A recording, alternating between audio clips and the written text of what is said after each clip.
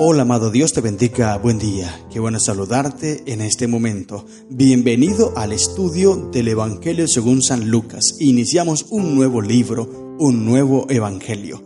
Este Evangelio, como el autor lo dice específicamente, no fue testigo ocular de los acontecimientos que describe. Lucas no estuvo presente. Lucas no vivió, no vio lo que sucedió aquí en el libro. Esto lo dice en el versículo 1 al 4 del capítulo 1. Lucas registra 118 de los 179 sucesos de la armonía, o sea, 66% de esos 43 son narrados exclusivamente por Lucas.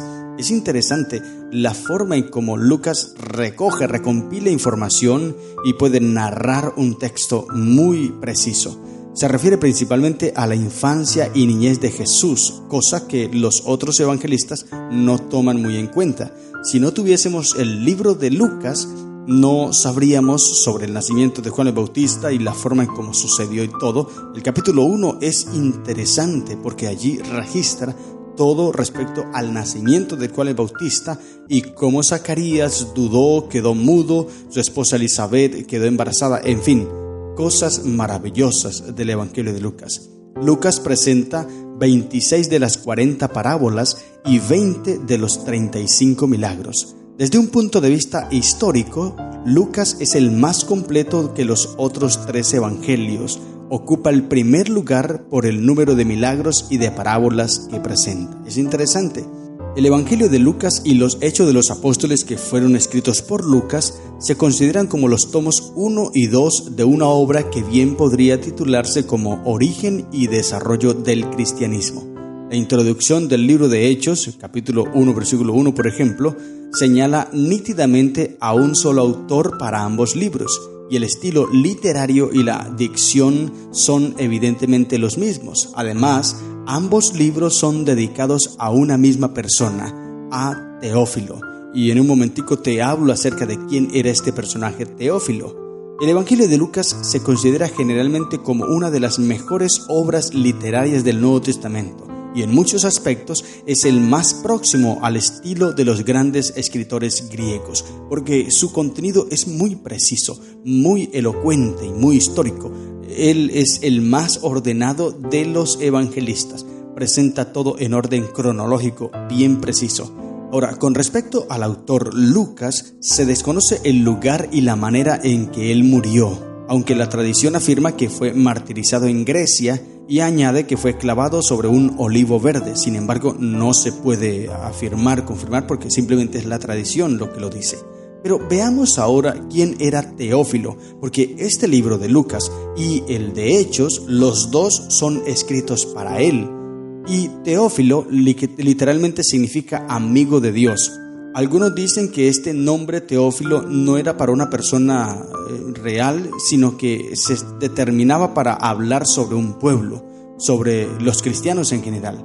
Pero no hay evidencia para decir que esto sea real, porque el título excelentísimo Teófilo que le pone allí Lucas en su evangelio parece indicar claramente que se trata de una persona específica.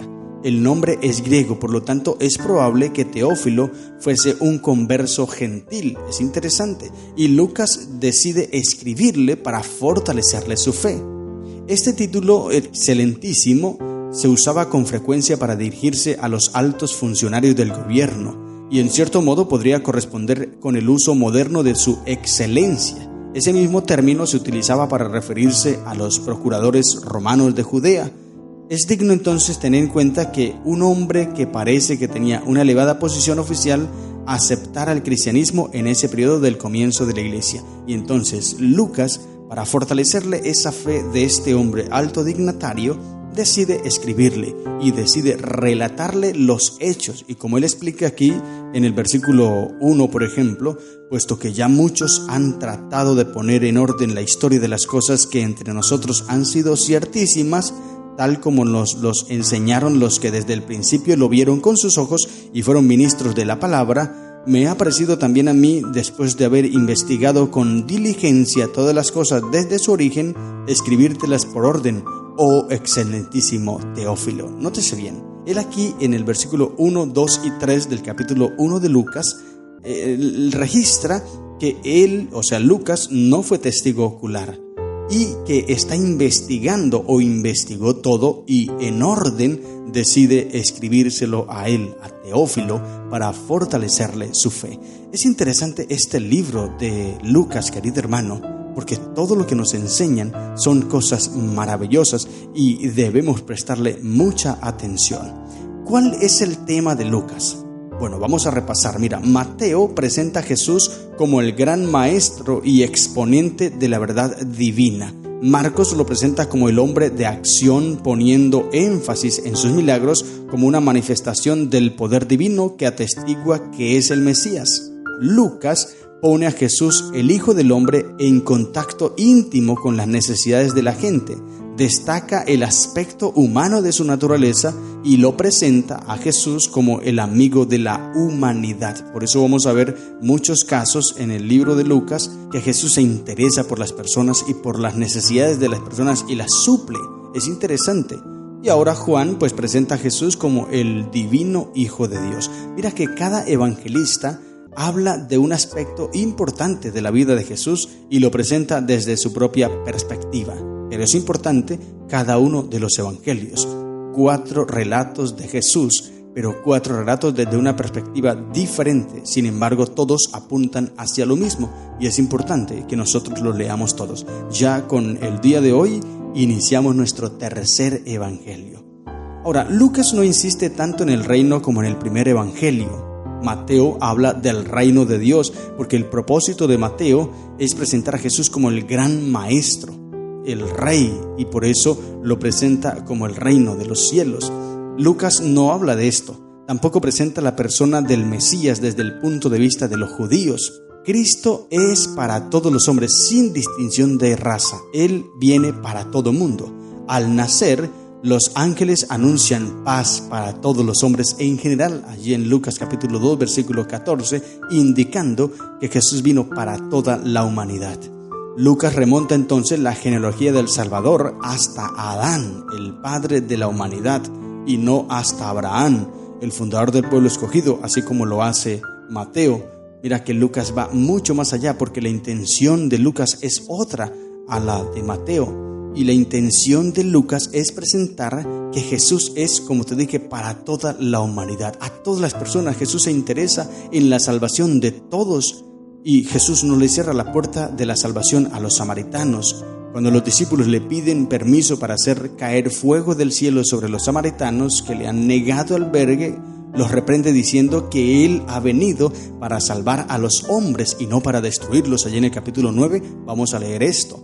Solo Lucas narra la parábola del buen samaritano en el capítulo 10 y menciona que el leproso agradecido era samaritano en el capítulo 17. Mira, son detalles específicos de Lucas porque él está interesado en mostrar que Jesús viene para toda la humanidad. De igual manera, Lucas se refiere a la forma favorable en que Jesús mira a los gentiles, como cuando elogia al centurión por su gran fe en el capítulo 7, versículo 9, y cuando afirma: porque vendrán del oriente y del occidente, del norte y del sur, y se sentarán a la mesa en el reino de Dios, capítulo 13, versículo 29. Es evidente entonces que Lucas quiere resaltar la solicitud de Dios por todas las personas. Él no hace acepción de personas. Ahora, el Evangelio de Lucas se centra en la alabanza y la adoración, porque comienza con una escena en el templo a la hora del incienso, cuando los israelitas piadosos solían orar y alabar a Dios. Y al nacer Jesús, los ángeles cantan alabanzas a Dios. Lucas lo registra. Lucas emplea más la expresión alabando a Dios que todo el resto del Nuevo Testamento. Por eso él hace énfasis en esto. Es el Evangelio de la oración también. Señala 7 ocasiones en las que Jesús oró. También el Evangelio de Lucas desborda de gozo y alegría a través de sus páginas ante la presencia de la salvación que ha traído Jesucristo. Por ejemplo, el capítulo 2, versículo 10, gozo por las buenas nuevas del nacimiento de Jesús. Capítulo 1, versículo 14 y 58, gozo y alegría por el nacimiento de Juan el Bautista.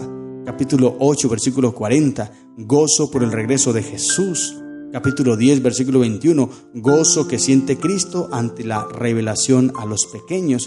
Entonces, en muchos casos más, Lucas presenta el gozo y la alegría, y esto lo vamos a estudiar a lo largo del Evangelio. Otro aspecto interesante de Lucas es que es considerado el Evangelio de la mujer, pues presenta la solicitud de Dios por la mujer, que en aquel entonces era subordinada al varón y no muy respetada por él.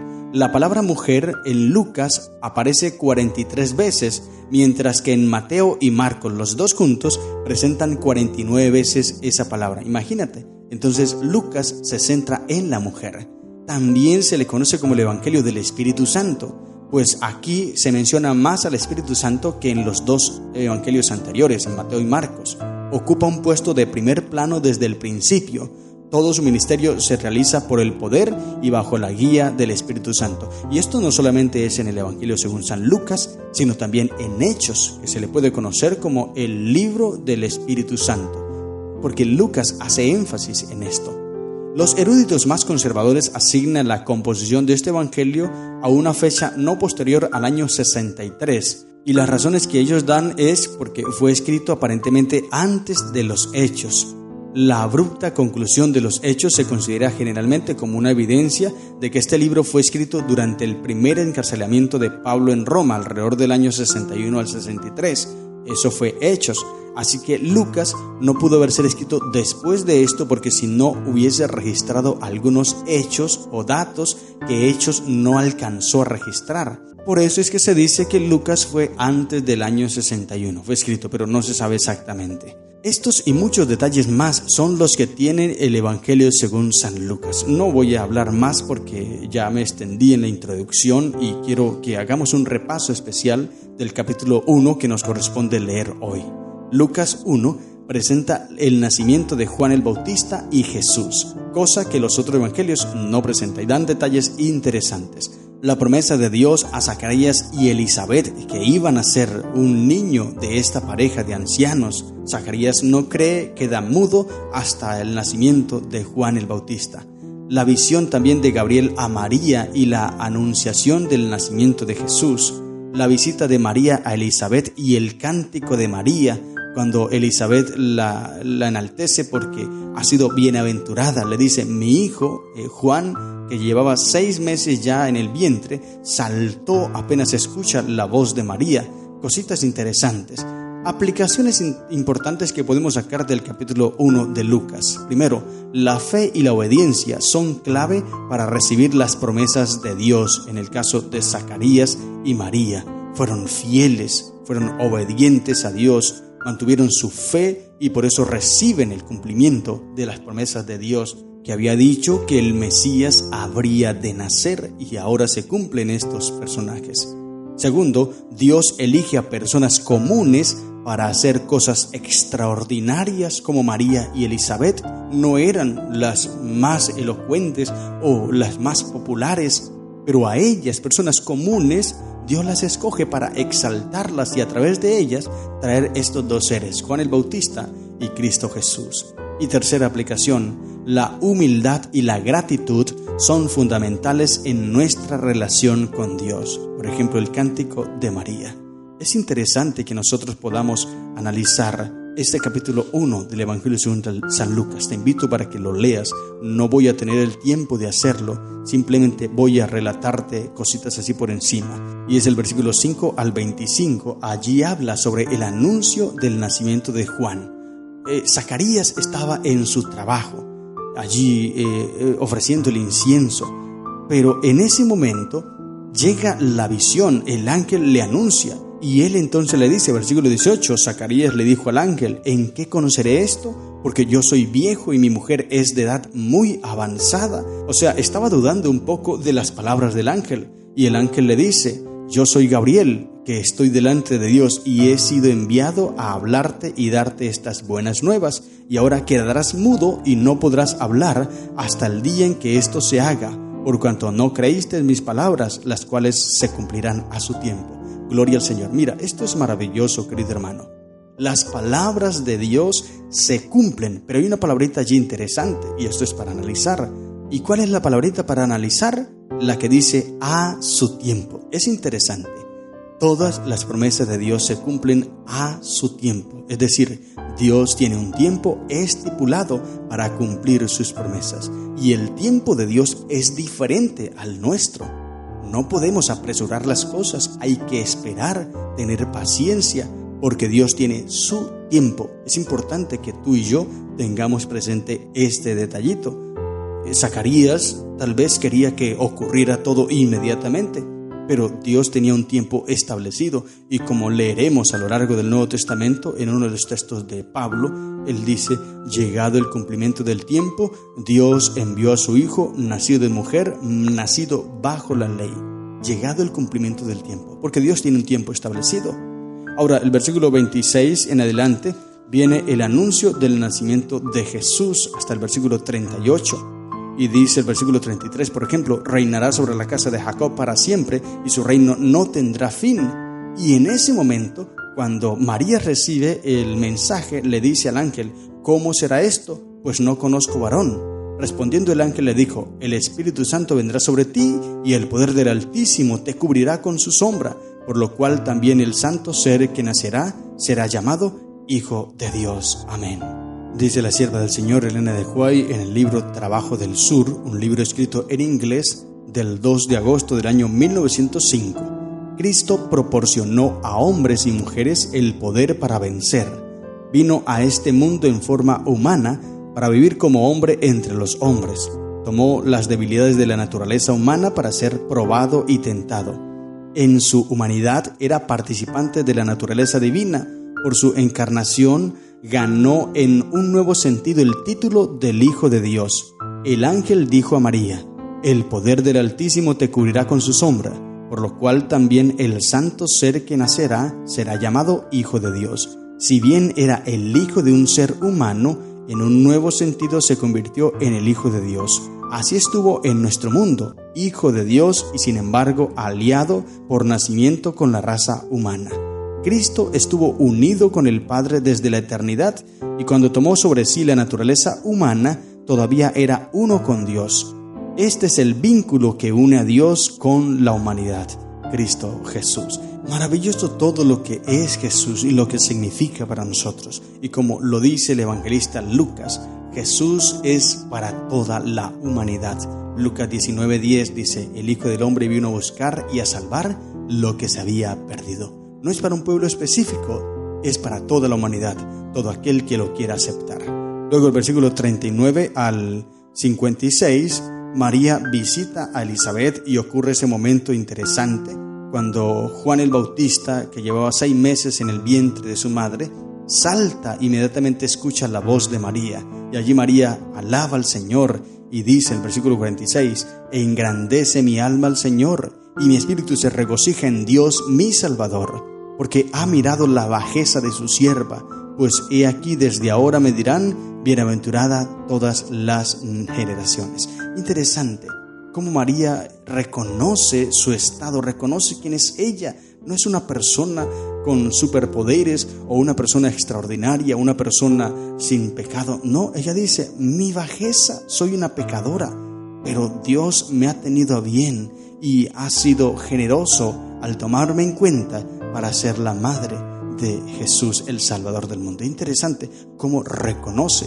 Hoy día muchas personas tienen a María como una mujer sin pecado, como una mujer santa, inmaculada, y precisamente que está en el cielo. Eso es incorrecto, porque ella aquí mismo está reconociendo quién es. No tiene poderes ni dones espectaculares o estaba por encima de las demás mujeres. No, ella es similar a cualquier otra mujer, pero fue la privilegiada la que Dios escogió, y ella lo reconoce allí. Luego el versículo 57 en adelante hasta el versículo 66 aparece el relato del nacimiento de Juan el Bautista. Versículo 67 hasta el versículo 80 aparece el momento cuando Zacarías puede hablar y entonces profetiza. Dice el versículo 68: bendito el Señor Dios de Israel, que ha visitado y redimido a su pueblo y nos levantó un poderoso Salvador en la casa de David su siervo, como habló por boca de sus santos profetas que fueron desde el principio. Y allí confirma que el tiempo que desde antes se había anunciado, el nacimiento del Mesías, ahora se ha cumplido. Cristo, el Mesías, llegó, pero antes de Cristo apareció allí Juan para preparar el camino del Salvador. Es hermoso, querido hermano, poder leer la Biblia. Mira, no leí todo el capítulo, pero tú debes hacerlo allí. Tiene 80 versículos. Es el capítulo más largo de la Biblia. Me refiero a capítulo porque recuerda que el Salmo no es un capítulo, es un canto. Salmo 119 es el más largo, pero ese no es capítulo, es un himno, un canto. Por eso cuando leemos los Salmos no debemos decir Salmo capítulo tal, porque es un himnario, y debemos citar Salmo tal, Salmo número tal, porque son cantos. Pero hablando de capítulos, el Evangelio según San Lucas capítulo 1 es el más largo de toda la Biblia, tiene 80 versículos. Y es un trabajo que tú debes hacer, leer y sacar esas lecciones lindas, hermosas que encontramos allí. Esta historia fascinante. La gente cuando nació Juan y la forma en cómo Zacarías estaba mudo y luego habla, la gente, dice el texto, que se asustó. Y el versículo 66, por ejemplo, dice: y todos los que la oían las guardaban en su corazón diciendo: ¿quién pues será este niño? Y la mano del Señor estaba con él. Asustados porque no sabían quién era el niño, hijo de Zacarías y Elizabeth. Pero luego se dan cuenta que era el que debía predicar y preparar el camino del Salvador. Querido hermano, qué lindo es poder ser fiel a Dios, porque cuando somos fieles a Dios, Él nos bendice, nos recompensa. Por eso hoy toma la decisión de creer en Jesús, de ser fiel a su palabra y andar de acuerdo a como Él te oriente. Recuerda que Jesús tiene un tiempo establecido para Él cumplir sus promesas. Debemos esperar ese tiempo, esperar en el Señor, porque Él nos recompensará. Estas son las lecciones que encontramos en el capítulo 1 del Evangelio según San Lucas. Que el Señor te bendiga. ¡Feliz día!